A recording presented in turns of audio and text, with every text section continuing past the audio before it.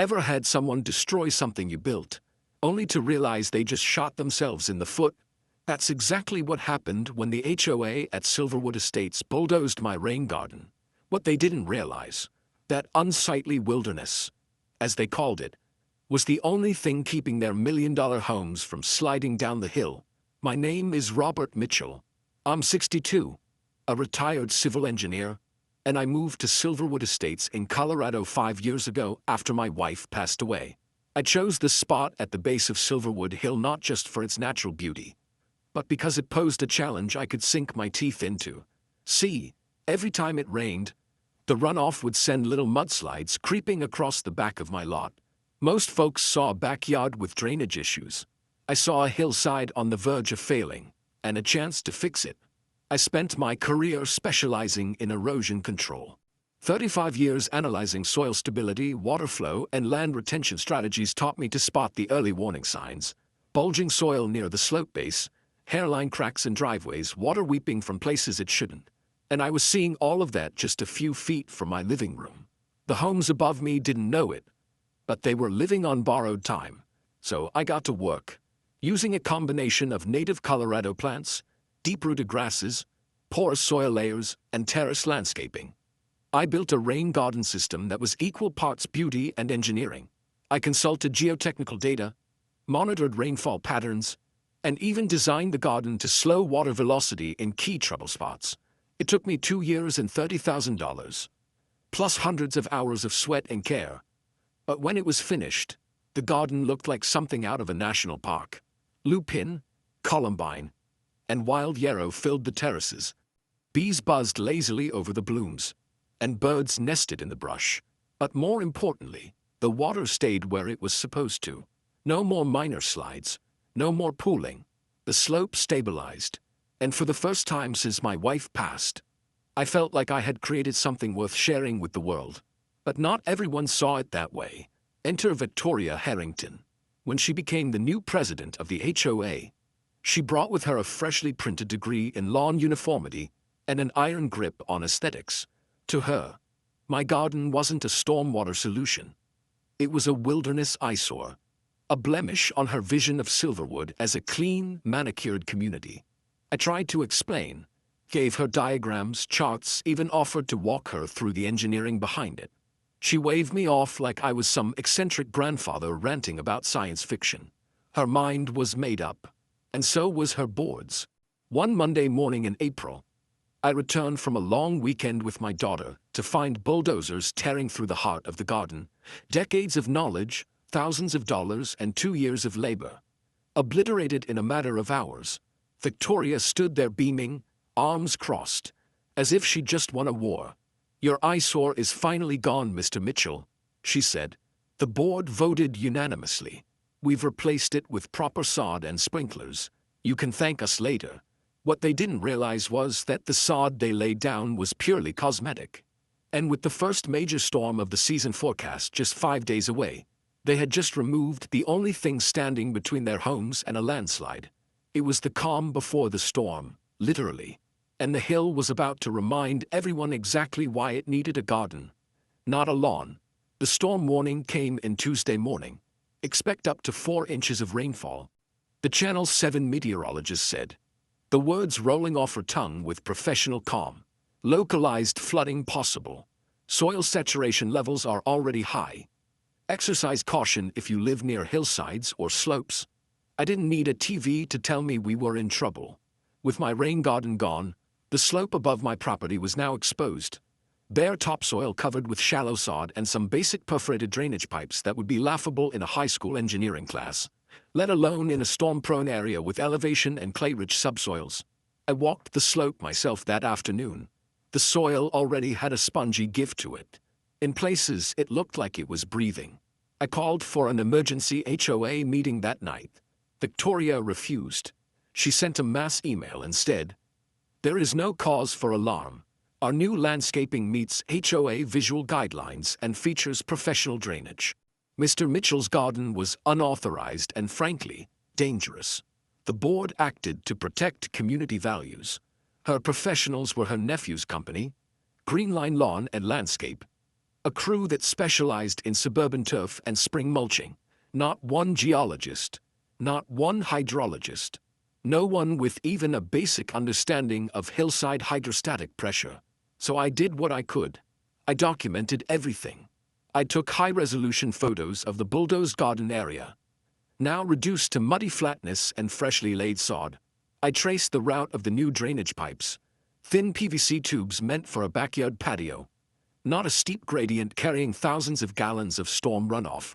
Then I emailed an old friend, Dr. James Wilson, my former colleague and one of the top geological engineers at the State University. He drove up that Thursday. James didn't mince words. "Bob, this is a nightmare. They removed your root systems, destabilized the natural flow paths, and replaced it with shallow turf and surface-level piping." He walked the slope like a surgeon examining a patient already in critical care, pointed out signs the average person would miss. Small fissures forming where the soil curved unnaturally, sediment pooling near the old retention area, and a soft, wet streak that meant water was already moving beneath the surface, dangerously close to the homes perched at the top. "This isn't just a bad setup," he said, looking grim. "This is a landslide waiting to happen." I wrote a formal letter that night. I included photos, maps, diagrams, and James's preliminary findings. I sent it certified to the HOA office, addressed it directly to Victoria Harrington and the board, and included a digital copy for every homeowner. The next morning, I received a violation notice for spreading false information and causing undue distress within the community. It came with a $500 fine and a threat of legal action if I persisted. It was Friday. The storm was expected that evening. I stood in my yard and looked up at the line of homes along the crest of the hill. $800, $000, and $900,000 properties sitting on a ticking time bomb. The sun was still out, deceptively calm. The air was humid, thick. My dog, Cooper, paced nervously near the edge of the garden's remains. I went inside and did the only thing I could think of. I packed an emergency bag, not because I was worried about my own house. Mine was on solid footing, built on deeper bedrock. But I had a feeling I'd need to move fast, to help someone else, or to document what might unfold. I set up my home's security cameras to monitor the slope. A small one near the base, another facing up toward the top lot line, a third angled to record runoff flow. And then, around 9:17 p.m., the first drops hit my roof like a soft tapping. By 9:30, the rain was steady. By 10:15, it was pounding. Thunder cracked in the distance. The winds picked up. Water flowed in sheets down the windows. The sod on the slope was already starting to slip, little tendrils of it curling at the corners like a peeling sticker. I watched from my living room, the glow of the cameras casting a faint light on the saturated soil. By 11:45, the lower drainage ditch, once fed by my carefully tiered rain garden, was already overflowing. Water had begun finding new paths, uncontrolled ones, cutting through the weakened slope in places that hadn't seen movement in years. And then came the sound I had dreaded. Crack. It was sharp, almost like a tree branch snapping, but deeper, weightier. I opened the door, stepped onto the back porch with my flashlight. In the driving rain, I scanned upward. At the top of the hill, I saw it. One of the wooden fences from Victoria's backyard had shifted, tilted inward, like the slope beneath it had begun to sag. Another crack. Then silence except for the rain. I stepped back inside and started recording footage from the cameras. I wrote down the times, grabbed my engineering logs, and I waited. The soil was moving now. Not dramatically, not yet, but it was loosening, inching forward. Like a slow, heavy breath, I sent one last message to James, to the County Erosion Management Department, to my daughter. Subject line: "It's happening." By 1 a.m., the rain hadn't let up. If anything, it was getting worse. And I knew the next few hours would change Silverwood Estates forever. At 2:13 a.m., my security cameras caught the first real shift. A 6-inch slide, barely noticeable to the untrained eye, but unmistakable on the playback. The rear fence of Victoria Harrington's property had tilted, now leaning like a drunk at closing time. A minute later, A thin line of soil broke free beneath it and rolled downslope. Like the first domino in a chain, I grabbed my jacket and stepped outside. The rain was relentless. Wind slapped my face, but I needed to see it for myself. I walked to the edge of my property, boots sinking into the waterlogged ground. I stared up at the hill and felt it in my gut. Something was wrong, moving. At 2:48 a.m., the wail of emergency sirens cut through the storm. Red and blue lights flashed across the slick road as 2 fire engines and a police cruiser pulled up to the top of Silverwood Hill. Then another. Within 15 minutes, the entire upper block was alive with activity. Emergency workers banging on doors, telling half-asleep homeowners to evacuate. I could see silhouettes through the rain. Families stumbling out with backpacks, pets, and panic in their eyes. Victoria appeared next, barking orders at the firefighters as if she were still in charge. She wore silk pajamas and a bright white raincoat that looked absurd under the circumstances. I could hear her voice even over the wind. "This is all precautionary, just overreaction. Our landscapers installed proper drainage." She was still speaking when the ground made its final decision. 3:06 a.m. A deep, groaning noise rose from the earth, low and primal, like something ancient waking beneath us. A split second later, a thunderous crack echoed through the neighborhood, followed by the sound of splintering wood and snapping concrete. The hill was giving way. "Everyone back!" A firefighter shouted. "Go! Go!" I watched, frozen, as the rear half of Richard Thompson's backyard began to slide. Grass, patio furniture, and all. His in-ground pool cracked open like an eggshell, unleashing a surge of water that rushed downslope like a battering ram. The homes adjacent to his swayed visibly, their foundations struggling to hold. The first house, a sprawling Spanish-style property owned by the same man who had seconded the motion to bulldoze my garden, lurched sideways. It didn't collapse completely, but the left wing sagged, tilting like a seesaw.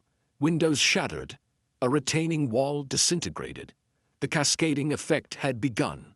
Water and soil surged down the hill in waves. One backyard after another fell to erosion. By 3:30, 3 homes had suffered major foundation damage. 2 more had visible cracks splitting their garage floors. 1 family had to be rescued through a second-story window after their lower level flooded. Victoria's prized gazebo, recently rebuilt to match the HOA's new aesthetic standards, was gone. Just gone. A sinkhole had opened beneath it. I stood in the rain, soaked and silent, watching it all unfold. And for the first time, the neighborhood was watching me. When the chaos settled into a kind of stunned stillness, people began to gather at the community center. A brick building at the bottom of the hill, mercifully untouched. It was 5 a.m. The lights flickered as families huddled in blankets and emergency workers handed out coffee and clipboards. I brought my documentation. Photos, letters, James Wilson's assessment, and my original engineering plans. When Chief Rodriguez approached me, I handed it all over. "You warned them?" he asked quietly. "Multiple times," I said. "They fined me for it." Rodriguez flipped through the letter, frowning. Behind him, the county emergency manager, Beth Kelly, took a closer look. "You built a rain garden?" she asked. "For 2 years," I said. "It stabilized that whole slope, until the HOA decided it didn't match their color palette." Victoria, now noticeably pale and mascara-streaked, approached from across the room. She stopped when she saw us talking, still tried to play the authority. "We followed proper procedure," she said sharply. "The board voted. His garden violated landscaping guidelines." Beth turned toward her slowly. "Did your board consult any geologists before ordering it removed?" Victoria hesitated. "We relied on licensed landscaping professionals. Your nephew's lawn company," I added. Beth said nothing. She didn't have to. The silence said it all. Behind us, a murmur rose. Homeowners were watching the exchange. Martha Jenkins, whose retirement home now had a 5-inch foundation crack. Greg Patel, who had to carry his grandmother out during the evacuation. People who had believed Victoria's reassurances. People who were now realizing the cost. And they were angry. Later that morning, after the rain finally stopped, Richard Thompson came to see me. His house had survived barely, but the master bedroom had a 15-foot crack running straight through the floor, and half of his backyard now sat 20 feet downslope. He didn't say much at first, just stood there on my porch, holding his coffee like it might warm something inside him. "I'm sorry," he said finally. "We never understood what you were really doing. I thought you were just planting flowers." I nodded. It looked like flowers, but it was roots, deep ones.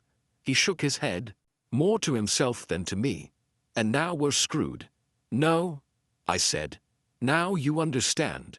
By mid-morning, the damage reports began to roll in, and they were worse than anyone expected. 3 homes were declared structurally unsound and would need to be vacated indefinitely. 2 others required extensive foundation work, and the hillside itself had been flagged by the county as high risk. The preliminary estimate for damage, $1.2 million. And that didn't include the impact on property values, insurance battles, or the growing fury among Silverwood Estates residents. By noon, the emergency HOA meeting convened in the community center, now converted into a temporary shelter. 7 families were displaced. The mood was brittle, tight with grief, rage, and the undeniable realization that this was no act of God. This was human failure. Victoria stood at the front of the room in the same raincoat, now stained with mud. Her usual polished confidence had eroded, but she tried to cling to her title like it meant something. "I understand emotions are high," she began, "but we acted in accordance with HOA policy. The board voted unanimously to remove the non-compliant landscaping. Our intent was to enhance property values and neighborhood cohesion. You bulldozed an engineered drainage system." Someone shouted. It was Martha Jenkins, face red with fury. "I put my entire retirement into that house. Now I'm sleeping on a cot in a rec room because you didn't like native plants." A murmur of agreement rippled through the crowd. People were no longer politely grumbling. They were demanding answers. Victoria raised her voice, trying to maintain control. "The system Mr. Mitchell installed violated our covenants regarding visual uniformity and yard maintenance. We acted in good faith." "That's not true," I said, stepping forward. Heads turned. Even Victoria flinched slightly. I held up a worn binder, pages inside protected by plastic sleeves. "This is a full copy of the HOA's landscaping covenants, as amended 3 years ago. Section 8.3 states, and I quote, 'Functional landscaping necessary for erosion control or water management shall be exempt from aesthetic requirements, provided reasonable documentation is provided to the board.'" I set the binder on the table and looked Victoria directly in the eyes. "I submitted engineering diagrams, calculations. I documented every stage of construction. You had all of it. You just didn't care." Before she could respond, another voice cut through the room. "I can confirm that." Everyone turned. Dr. James Wilson stepped forward, clean-cut in his university windbreaker, binder of his own in hand. "I reviewed Mr. Mitchell's garden plans and inspected the site myself before the storm. Not only was his design sound, it was textbook erosion control. The only reason the slope didn't fail sooner was because of the residual root structure his garden left behind." He paused, raising his voice so even the people at the back could hear. "Let me be clear. This damage was preventable. Had the rain garden remained in place, it's my professional opinion that the hillside would have held." The silence was immediate and heavy. Victoria tried to speak, but no words came out. Her fingers fumbled through her own copy of the covenants, eyes scanning furiously, as if she could flip to a page that would magically excuse everything. She found none. "I'll be submitting a full report to the county and to the homeowners' insurance providers," James added. "It will include documentation of the HOA's decisions and evidence that they proceeded against expert advice." That was the breaking point. "This board is done." Someone yelled, "We want resignations." Another added. In the chaos that followed, Victoria attempted to restore order. "Please, let's be civil. This isn't how community governance works. Your community governance got my kitchen swallowed by a sinkhole. A man roared. You're lucky we're not calling lawyers. Wait, actually we are. Voices piled atop each other until Richard Thompson, seated near the front, stood and raised a hand. The room quieted. I've served on this board for 7 years, he said, voice even but firm. I supported the vote to remove Robert's garden. I did so in ignorance, and I accept responsibility for that. But this board can no longer represent this community. As of this moment, I resign. The silence was stunned. And, he continued, I move that the HOA immediately authorize and fund the restoration of Mr. Mitchell's original erosion control system. We follow his plans. We use his expertise. And we include any necessary extensions to protect other homes. Pause. Then someone stood. Seconded. Another voice. All in favor? A chorus of aye. The motion passed unanimously, except Victoria, who sat stiffly, lips pressed tight, no longer in command of anything. By the time the meeting ended, the shift in power was complete. The rest of the board resigned within 48 hours. A new interim committee was elected, made up of actual residents with relevant experience, including a retired hydrologist, a contractor, and, at their unanimous request, me. That same week, I received official approval to rebuild the rain garden. This time I wouldn't be working alone. That afternoon, as I packed away the documents from the meeting, I heard a knock at my door. Victoria stood there, no clipboard, no smug tone. She looked tired, humbled. I wanted to say, she began, pausing. I made a mistake. I thought your garden was just weeds. I thought it made the neighborhood look messy. I never understood what it did. And I didn't listen when you tried to tell me. I waited. I'm selling my house, she added, moving to Arizona. But before I go, I wanted to apologize, not just for destroying the garden, for ignoring the science, for not respecting your expertise. I thought appearances were more important than function. I was wrong. I nodded. I appreciate you saying that. Then I closed the door. I didn't need revenge. I had something better, of validation, and the chance to rebuild not just a garden, but a community that had finally learned what it meant to respect the land they lived on. Spring arrived with a quiet kind of promise. The rain had stopped. The skies had cleared. And for the first time in a long time, Silverwood Estates was listening. We started the rebuilding in early March. The county awarded emergency funds for slope stabilization. But the real work, the careful, deliberate restoration of the rain garden, was something else entirely. It wasn't just about soil and water anymore. It was about trust. It was about healing. I brought out my original plans, now updated with newer models and James Wilson's guidance. We marked out the contour lines across the base of the slope. Trenches were dug not by a hired crew but by neighbors. Martha Jenkins in gardening gloves and boots. Craig Patel pushing a wheelbarrow filled with gravel. Even Richard Thompson shoveling compost with quiet determination. Every step was deliberate. We layered biochar and mulch, planted vetiver grass, whose roots grow down 10 feet or more, black-eyed Susans and sedges, switchgrass and mountain mint. Native shrubs returned to their rightful places. Inkberry, buttonbush, dogwood, each one chosen for its ability to hold the land, to slow the water, to live in balance. People came by just to watch. Children from the neighborhood helped label the plants with hand-painted signs. One boy, Daniel, age 8, asked if the flowers would protect the hill like superheroes. I smiled and told him yes. Heroes with roots instead of capes. By late April, the garden had taken shape again. Not identical to the first, better. It sprawled in more tiers. Fed new overflow swales that wound gently through the hill like veins.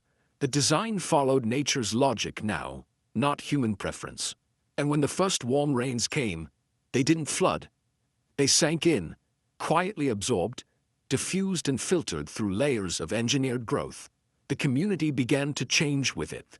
The new HOA board dropped its obsession with visual uniformity. They rewrote the landscaping bylaws, this time with ecological guidance. Water management zones were designated. Homeowners were encouraged, not fined, for planting native species. A few even started small rain gardens of their own, inspired by what they saw taking root behind my home. One Saturday, a group of college students from James's University came out for a community teach-in. I gave a short talk about soil porosity and infiltration rates. To my surprise, a dozen residents stayed after to ask questions. Not about lawns or fences, but about fungi, pollinators, water tables. People were hungry to understand again. Victoria sold her house as she said she would. Her name stopped appearing in neighborhood conversations, replaced by new voices and new priorities. The gazebo was never rebuilt. And Cooper, my old golden retriever, took to lounging beside the rain garden once again, watching dragonflies hover over the cattails, tail wagging like nothing had ever gone wrong. But I remembered all of it. The night the hill broke, the emails, the fine, the way people had looked at me like I was the crazy one, building something ugly in the name of science. And then the day it all shifted, and they saw the truth. It wasn't vindication I felt. It was something deeper, something quieter. It was stewardship. One evening, as the sun dropped behind the hill, James and I sat on the edge of the garden drinking coffee from steel mugs. The grass glowed gold. Birds chirped in the brush. You could hear the slow trickle of water flowing through the swale, exactly as it was meant to. "You did good," James said. "This whole place is different now." I nodded. "It had to break first." "Yeah," he said. "Funny how that works." We sat in silence for a while, watching the wind ripple through the switchgrass like a wave. "It's not just the garden," I said finally. "It's the way people talk now. The way they look at the land. They ask questions. They listen. I think they're starting to understand what it means to live here, not just reside here." James sipped his coffee and smiled. "That's the work, Bob. It always was." As dusk settled, I walked the length of the garden alone, hands in my pockets. The earth beneath me felt firm. The plants swayed gently in the breeze. And from somewhere down the hill, I could hear children laughing. Carefree, loud, alive. The land would remember, even if they didn't. But maybe, just maybe, they would.